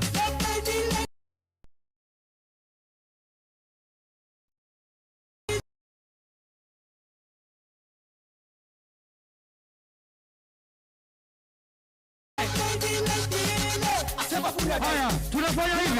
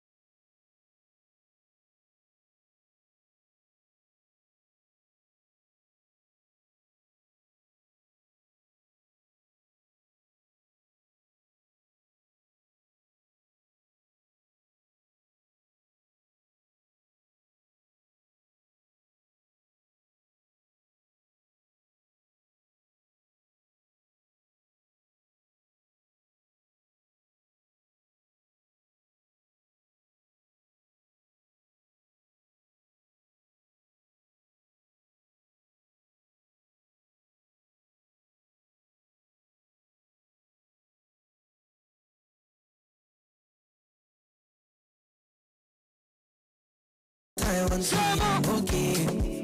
I'm okay. One time. Cause who are you to judge me like say you be pass? And the love my life, get my peace of mind. Did I try so hard? We are that's my body.